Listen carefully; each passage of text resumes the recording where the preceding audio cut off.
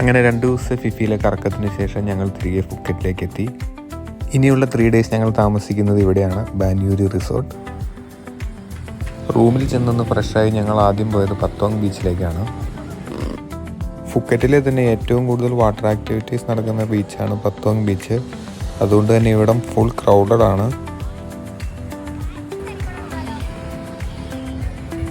ബീച്ചിൽ ഞങ്ങൾ കുറച്ച് നേരം സ്പെൻഡ് ചെയ്തിട്ട് അവിടുന്ന് ഞങ്ങൾ നേരെ പോയത് ബംഗ്ലാ വാക്കിംഗ് സ്ട്രീറ്റിലേക്കാണ്. ഫുക്കറ്റിൻ്റെ തന്നെ ഏറ്റവും വലിയ നൈറ്റ് ഹബ്ബായിട്ടാണ് ഇവിടെ അറിയപ്പെടുന്നത്. കാൽനട യാത്രക്കാർ മാത്രം സഞ്ചരിക്കുന്ന ഏകദേശം 400 മീറ്റർ വരുന്ന ഒരു സ്ട്രിപ്പാണ് ഇവിടം. നിരവധി ബാറുകളും പബ്ബുകളും നൈറ്റ് ക്ലബ്ബുകളും റെസ്റ്റോറൻറ്റുകളും ഇവിടെയുണ്ട്.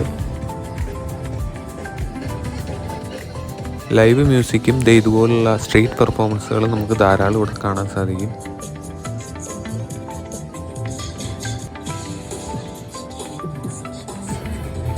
രാത്രി ഒരു 10 മണി കഴിയുമ്പോഴേക്കുമാണ് ഇവിടെ പീക്ക് ലെവലിലെത്തുന്നത്.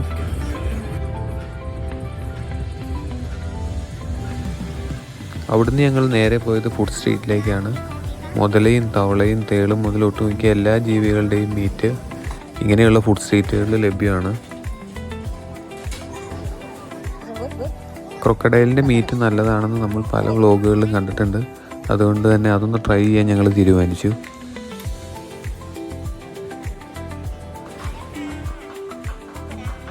പ്രത്യേകിച്ച് അങ്ങനെ രുചി വ്യത്യാസമൊന്നും തോന്നിയില്ല. ചിക്കൻ്റെ മീറ്റ് ഇത്തിരി ചൂവിയായി കഴിക്കുന്ന പോലെ തോന്നി, അത്രമാത്രം. ഫുഡൊക്കെ അടിച്ചു കഴിഞ്ഞ് നമ്മൾ നേരെ ഹോട്ടലിലേക്ക് വിട്ടു. നാളെയാണ് നമ്മൾ ഫുക്കറ്റിലെ ഒരു സിറ്റി ടൂർ ബുക്ക് ചെയ്തിരിക്കുന്നത്. അതിൻ്റെ കാഴ്ചകളുമായി നെക്സ്റ്റ് വീഡിയോയിൽ കാണാം. Bye bye.